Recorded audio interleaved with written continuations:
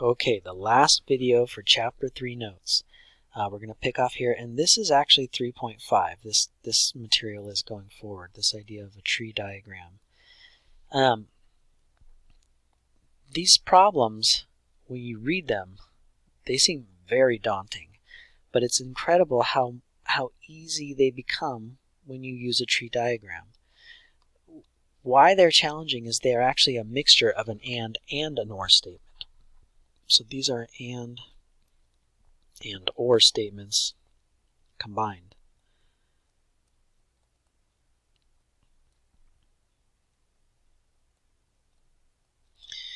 I'm struggling.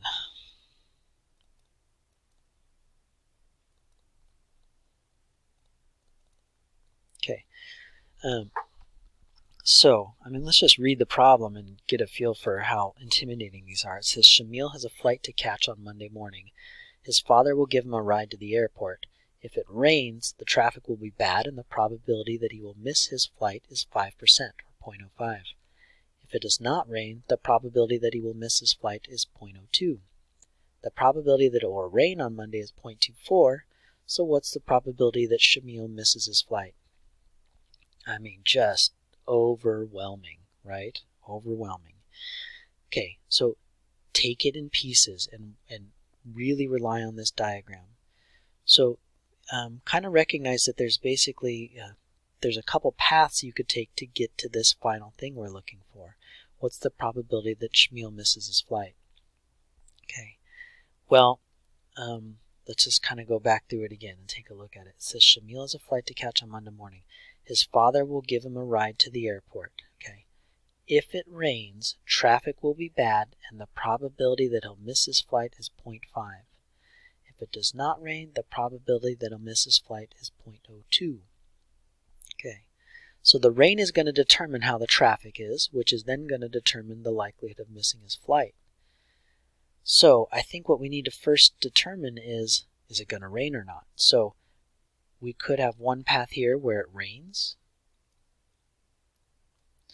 We could have another path here where maybe it doesn't rain. Right. Now, let me put the probabilities along with this. Okay, so it says that, and actually just for space purposes, I'm going to write them here. Rain and not rain. All right, so at the beginning of the day, they're standing here and they take off and it's going to rain or it's not. Well, the probability that it's going to rain on that particular day is 0.24. Now remember, raining and not raining are complementary events. So if it's 0.24% chance to rain, that means it's, sorry, not percent, 0.24 chance to rain, then it's a 76 chance that it's not going to rain. If it's 24% chance to rain, it's 76% chance not to rain, the complement. Okay. Now he could be late for his flight even if whether or not it rains, right? It says that if it rains, traffic will be bad and the probability of his missing his flight is 5%. Okay, so if it rains, there's two things that are going to happen. Either he misses flight, miss flight,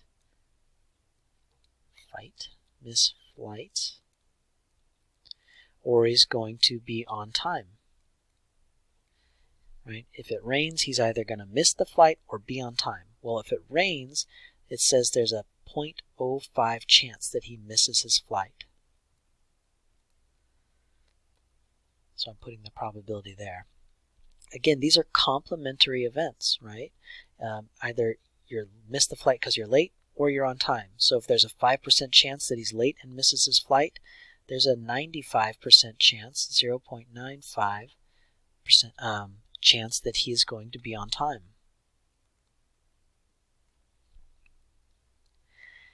And if it doesn't rain, there was still an opportunity for him to miss his flight. He could still be late and miss flight due to traffic. Or he could be on time. So let's find that in the problem. It says, where did it go? If it doesn't rain, the probability that he will miss his flight is 0.02. So if it doesn't rain, the chance to miss a flight is 0.02. again, they're complementary events. If there's a 2% chance he misses his flight, then there is a 98% chance, or a 0.98 chance, that he's on time. Okay. So it's first really important to lay these out. Again, you've got really two things that can go down. It's going to rain or it's not going to rain, and we've got probabilities tied to each one. And then whether or not it rains, he's either going to miss his flight due to traffic or he's going to be on time. Right? Now, if it rains, there's a particular probability for those occurring. And if it doesn't rain, there's a particular probability for those occurring. The question is, what is the probability that we miss the flight? Okay. This is where we kind of recognize that it's a combination of an and an or statement, because he could do two things. He could miss the flight this way because it rained, or he could miss the flight this way and it didn't rain. So really what we're looking at is this is really the probability of miss and rain,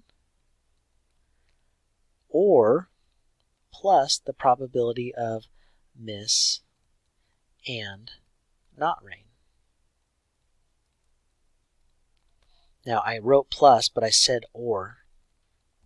That's why I added the two things together. It's either he's going down this path or this path. Those are the two ways that he can miss his flight. And because those are and statements, these probabilities will need to be calculated using multiplication. So what you're going to end up doing is you're going to end up multiplying down the branches. You're going to multiply down these things, and then you're going to add branches together, right? We're going to add the branches together.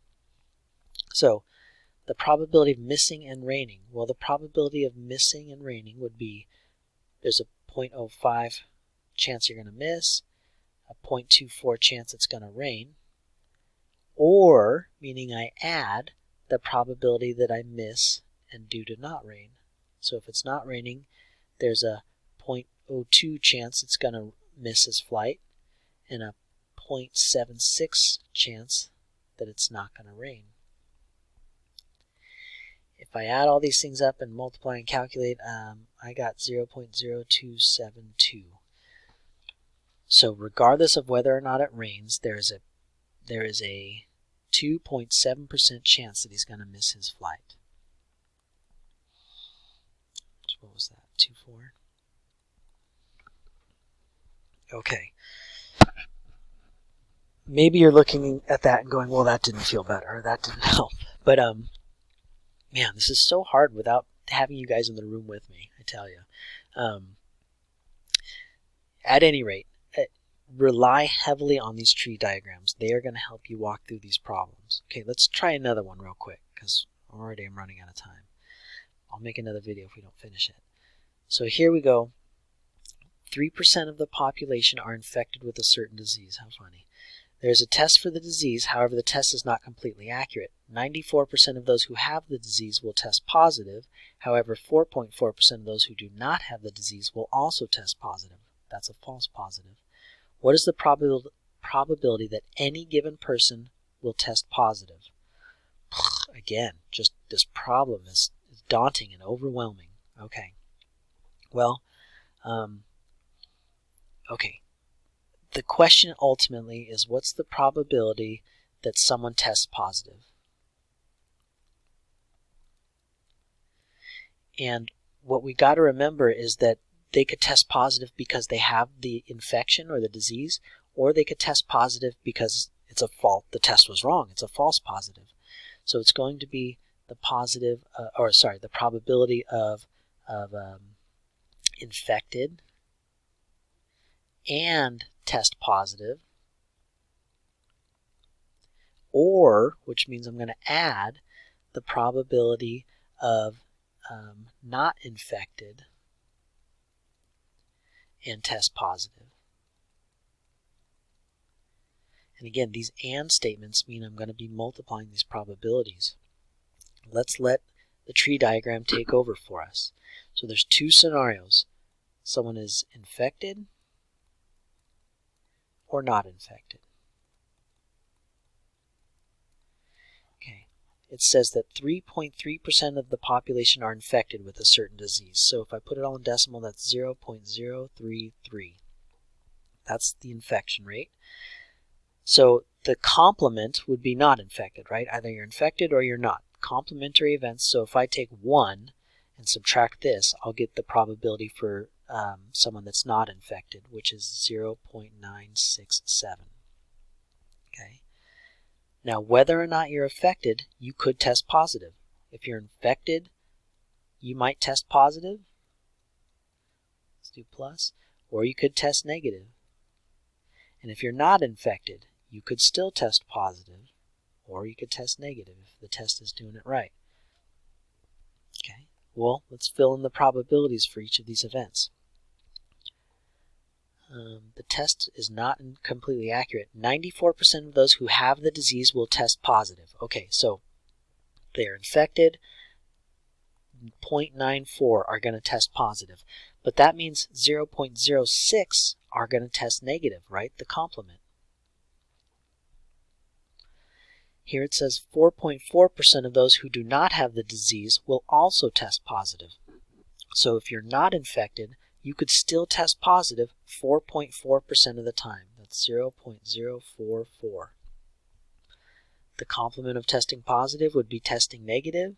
So if I take 1 minus that probability, I get 0.956. And again, the way we calculate this then, I'm trying to make it to here. I want the test positive. I can get there this route, or I can get there this route. What's going on?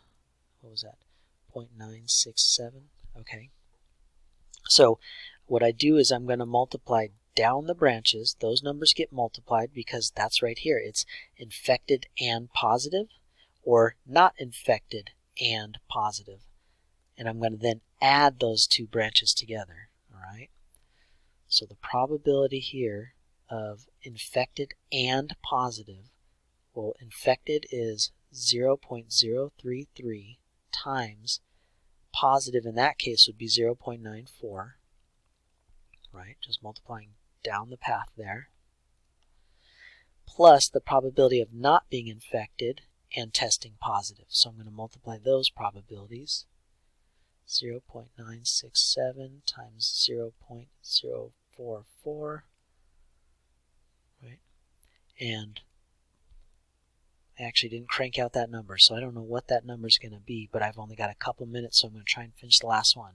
You tell me, what's that probability? Last one. Okay. Oh, dang. This one's a more complicated one. I'm going to need to do another video on just this one example. Shoot. Okay. Well, then let me just crank out this number while I'm here. 0.033.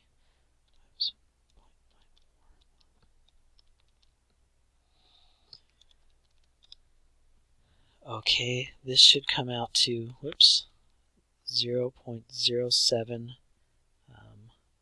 I'll just round it to, or 7.4% chance that this person tests positive. Okay, whether or not they have the disease, we're just looking at a positive test result. Okay. It's really hard for me to go over this, well, a lot of this, but this in particular, without seeing your guys' feedback and reaction and getting questions. Hopefully that's what our virtual class will help take care of. We'll see. Okay, I'm going to come back and do one more video on just this last example because it's going to take more than the minute I have left on this video. And then we'll be done with it. See you then.